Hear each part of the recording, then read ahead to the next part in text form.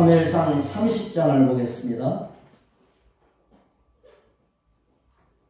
사무엘상 30장 1절부터 15절 중에 8절까지를 먼저 보겠습니다. 사무엘상 30장 1절부터 8절까지 함께 봉독합시다. 시작. 다윗과 그의 사람들이 사흘 만에 시글락에 이른 때에 아말렉 사람들이 이미 네겝과 시글락을 침노하였는데 그들이 시글락을 쳐서 불사르고 거기에 있는 젊거나 늙은 여인들을 한 사람도 죽이지 아니하고 다 사로잡아 끌고 자기 길을 갔더라. 다윗과 그의 사람들이 성읍에 이르러 본즉 성이 불탔고 자기들의 아내와 자녀들이 사로잡혔는지라. 다윗과 그와 함께한 백성이 울기르기 없도록 소리를 높여 울었더라. 다윗이 두 아내 이스라엘 여인 아히노암과 갈멜 사람 나발의 아내였던 아비가일도 사로잡혔더라. 백성들이 자녀들 때문에 마음이 슬퍼서 다윗을 돌로 치자 하니 다윗이 크게 다급하였으나 그의 하나님 여호와를 힘입고 용기를 얻었더라. 다윗이 아히멜렉의 아들 지혜사장 아비아달에게 이르되 원하건대 에봇을 내게로 가져오라. 아비아달이 에봇을 다윗에게로 가져가매 다윗이 여호와께 묻자와 이르되 내가 이 군대를 추격하면 따라잡겠나이까 하니 여호와께서 그에게 대답하시되 그를 쫓아가라. 내가 반드시 따라잡고 도로 찾으리라. 이제 위기가 생겼습니다. 엉뚱하게 자기 나라를 치려고 전쟁에 나갈 수밖에 없는 처지가 돼서 그냥 줄줄 따라가다가 또 상대 장군들이 반대에 대해서 되돌아오게 됐죠. 그 길이 사흘길이었어요. 꽤 멀리 간 겁니다. 그런데 돌아와서 보니까 자기 마을이, 자기가 살았던 곳이 완전 폐허가 됐어요. 불타 없어지고. 이제 다윗의 용사는 600명이지만 가족들이 다 같이 따라다녔거든요. 그러니까 숫자가 많죠. 한 마을, 큰 마을만큼 되겠죠. 우리 시골 마을도 장정 군사 600명 됐으려나? 어릴 때 생각해보면. 그러니까 굉장히 큰 마을이에요. 다 불타고 다 사로잡혀 간 거예요. 아말렉이 쳐들어온 겁니다. 여기는 블레셋 땅 아닙니까? 블레셋은 이스라엘 치러 가고 가는 동안 아말렉은 블레셋 땅 다윗 진영을 치고 이렇게 된 거예요. 돌아와 보니까 빈틈 털리네요. 그래서 군사들이 땅을 치고 통곡하고 울 기력이 없을 때까지 울었다 그랬어요. 자식들, 부모, 형제 다 잡혀간 거예요. 아내들까지. 이제 부하들이 화가 났어요. 한바탕 울고 나니까 열이 뻗쳐가지고 도대체 어떻게 협상을 했길래 우리가 전부 경비병 하나도 없이 우리나라를 치러 가도록 만들었냐 하면서 다윗에게 책임을 돌리는 거예요. 앞에 있는 사람은 일만 터지면 다 뒤집어 써야 되는 건 당연한 거죠. 이래서 이제 다윗 잘못이 됐어요. 이래서 막 다윗한테 벌떼같이 덤비니까 다윗이 얼마나 급합니까? 다윗이 그들을 수습하고 조용히 하고 이래야 되는데 그렇게 하지도 않았어요. 내부 분열이 일어났는데 그 분열을 정비할 틈도 없이 기도부터 하는 거예요. 하나님 앞에 간절히 기도해요. 제사장에게 에봇, 제사장의 옷이죠. 기도할 때 입는 옷이에요. 그러니까 다윗이 갖고 오라고 그런 거예요.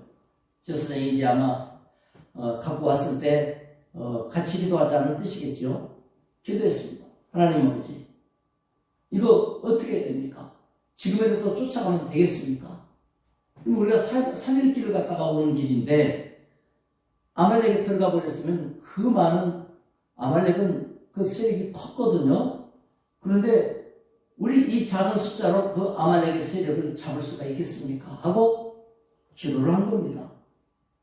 근데 하나님께서 응답을 주신 거예요. 쫓아가라! 다 찾아올 수 있다. 얼마나 감사한 응답입니까? 이제 어떤 응답도 받지 못했던 사울하고는 완전히 대조가 되죠. 사울은 전쟁 났는데 응답받지 못하고 전쟁한테 위로만 받고 왔습니다. 다윗은 지금 자기말 다 털리고 다 없어졌는데요. 이 위기에 기도했습니다. 그랬더니 하나님 응답을 주셨습니다. 왜 중요하냐? 이 위기를 통해 다윗의 기도가 회복된 거예요. 지금 블레셋에 도망올 때에 나 좀 받아주세요 할 때 기도하지 않고 오다가 이런 어려운 일이 일어나지 않았습니까? 드디어 깨달은 거예요. 언제? 복잡한 일이 생겼을 때, 위기가 될 때, 긴급할 때, 내가 기도하지 않았었구나. 그러니까 이제 수습해야 될 눈앞에 난리가 일어나지 않았습니까? 사람이라는 게 사람이 벌떼같이 일어나면 우선 그거부터 정리하게 되어 있는데 다윗은 기도부터 했어요. 그만큼 기도에 대해서 깨달은 겁니다. 위기는 언제나 기도할 기회가 되고요. 문제는 언제나 응답받으라는 신호입니다. 그래서 어려울수록 주님께 가까이 가야 되는데 사람들은 어려우면 하나님으로부터 멀어져요. 하나님이 가까이 안 계신가 보다. 응답하지 않으신다. 하나님은 나를 사랑하지 않는가 보다. 자기 혼자 되네. 그러면서 어려우면 멀어지게 되어 있는 게 사람이죠. 그런데 믿음이 회복돼야 되죠. 다윗은 이럴 때일수록 가까이 갔어요. 애도 키워보면 또 그렇겠느냐고, 도대체 못 살겠다고 왜 또 말썽을 피웠느냐고, 나가라고 너 못 키우겠다고 그러면 울면서 알았어요 그러고 나가는 애들이 있고, 나가라고 그러면 쫓아가고 엄마 바지가리 붙잡고 엄마 잘못했어 안 그럴게 엄마 나가지 안 나갈 거야 이런 애들이 있어요. 누가 더 이뻐요? 말 잘 듣고 알았어 나가라는 대로 나갈게 그 자식이 이뻐요? 엄마 마음은 나가 없어져라 이게 나가라는 게 아니지 않습니까? 화가 났다는 얘기죠. 그래서 우리가 하나님 앞에 어려울 때 혼인할 때 나를 미워하신다 하고 하나님으로부터 멀어지면 하나님의 사랑을 잘못 깨달은 거예요. 그럴 때일수록 바짝 다가가야 됩니다. 자, 9절부터 한번 봅시다. 30장 9절부터 15절까지 시작. 이에 다윗과 또 그와 함께 한 600명이 가서 부솔 시내에 이르러 뒤떨어진 자를 거기 머물게 했으되 곧 피곤하여 부솔 시내를 건너지 못하는 200명을 머물게 했고 다윗은 400명을 거느리고 쫓아가니라. 무리가 들에서 애굽 사람 하나를 만나 그를 다윗에게로 데려다가 떡을 주어 먹게 하며 물을 마시게 하고 그에게 무화과 뭉치에서 뗀 덩이 하나와 건포도 2송이를 주었으니 그가 밤낮 사흘 동안 떡도 먹지 못하고 물도 마시지 못하였음이니라. 그가 먹고 정신을 차림에 다윗이 그에게 이르되 너는 누구에게 속하였으며 어디에서 왔느냐 하니 그가 이르되 나는 애굽 소년이요 아말렉 사람의 종이더니 사흘 전에 병이 들매 주인이 나를 버렸나이다.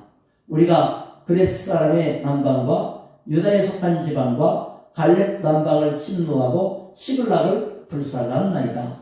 다윗이 그에게 이르되 네가 나를 군대로 인도하겠느냐 하니 그가 이르되 당신 나를 죽이지도 아니하고 내 주인의 수중에 넘기지도 아니하겠다고 하나님의 이름으로 내게 맹세하소서. 그리하면 내가 당신의 그 군대로 인도하리라 하니라. 자, 다윗이 응답받고 이제 급히 쫓아갑니다. 600명 데리고 가는데 이 600명 가운데 200명은 지금 사흘길 쫓아갔다가 또 돌아왔죠. 그런 다음에 엉엉 울고 기운 다 빠졌습니다. 자, 찾으러 가자. 또 출동합니다.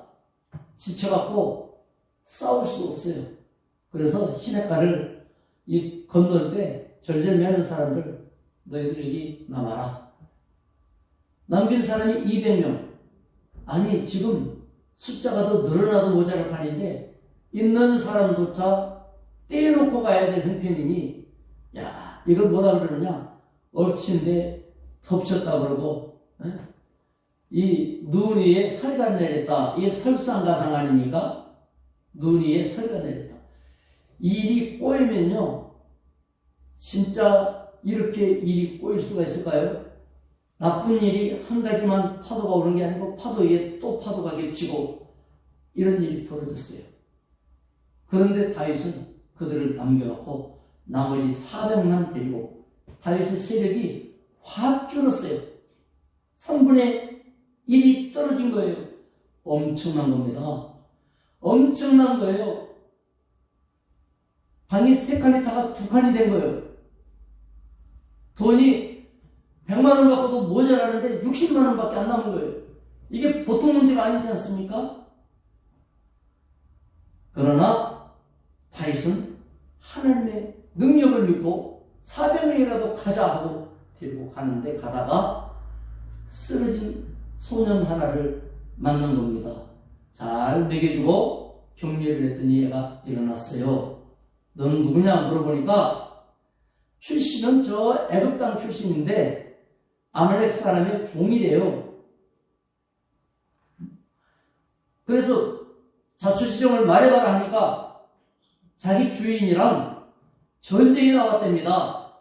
그리고 여기저기 이렇게 약탈을 하고 다윗이 살던 동네가 시글락이거든요. 시글락도 약탈을 하고 돌아가는 길이었습니다. 근데 내가 병이 드니까 병들었습니다. 그랬더니 주인이 길에다가 버렸고 3일 동안 아무것도 먹지 못하고 병들어서 죽게 생겨 있었는데 나를 구해주셨습니다. 이렇게 된 거예요. 그래서 다윗이 그 소년에게다가 네가 시글락에 공격할 때에 같이 왔었단 말이냐? 그러면 너네 군대 어디로 갔는지 나를 인도할 수 있겠느냐? 그랬더니 나를 죽이지 않는다고 맹세해 주세요. 그러면 인도하겠습니다. 참 돕는 사람이 된 거예요.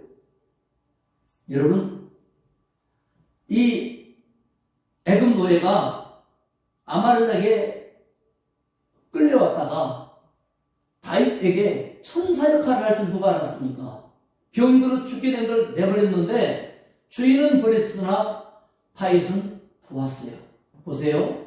200명의 약한 자를 기운 차리지 못하겠어? 지금 너희가 이럴 때야? 하고서 이것들이 말이야 정신이 빠졌구나 하고 후레 잡아서 데리고 갈 수 있는데 그 약자를 거기다 남겨놓고 또 가다가 그 화급한 시간에 죽을 소년을 데리다가 먹여주고 돌봐주면서 그랬더니 이게 바로 다윗에게 축복의 길이 열리는 소식이 될 줄 누가 알았습니까? 이것이 바로 체다카의 힘입니다. 경황 중에라도 내 일도 신경 못 쓰겠는데 신경 써야 될 다른 일이 생길 수가 있죠. 다른 사람의 일을 신경 써야 될 때가 또 생깁니다. 그때 약자 입장에서 늘 배려하는 정신이 필요합니다. 이것이 하나님이 복 주시는 방법이고 선물 받는 길입니다. 오늘도 하나님 앞에 우리가 연약한 자로서 예수님은 연약한 우리를 도와주십니다. 우리도 나보다 약한 사람들을 하나님이 만나게 하시거나 보내주실 때면 소홀하지 않아야 되겠죠. 기도해주고 또 위로해주고 힘나게 해주고 그렇게 하면 하나님의 능력이 우리를 돌봐주실 겁니다. 우리 교회는 이처럼 연약한 이들이 와서 힘을 얻어야 되고 힘 있는 자들은 섬길 줄 알아야 되고 이런 교회가 됐으면 좋겠습니다. 하나님의 은혜 가운데 잘 인도받아서 정말 선물과 같은 복을 받는 저와 여러분 되시기를 축원합니다. 기도하겠습니다. 하나님 아버지 감사합니다. 다윗의 이 화급한 사정들을 통해서 하나님의 인도가 어떤 식으로 오는지 기도가 회복될 때 어떤 복이 임하는지를 알게 됩니다. 우리도 기도하게 해주시고 또 하나님의 기도하는 사람에게 성령의 감동이 일어나며 은혜로운 마음, 자비로운 마음, 복된 마음이 살아나기 원합니다. 우리 연약한 일을 도와주신 하나님, 하나님께서 우리에게도 약한 사람을 보내실 때면 우리 나름으로 마음 쓰게 하시고 힘이 되어지게 하시며 주의 선물이 되게 해 주시옵소서. 예수님의 이름으로 기도드리옵나이다. 아멘. 각자 기도하시기 바랍니다.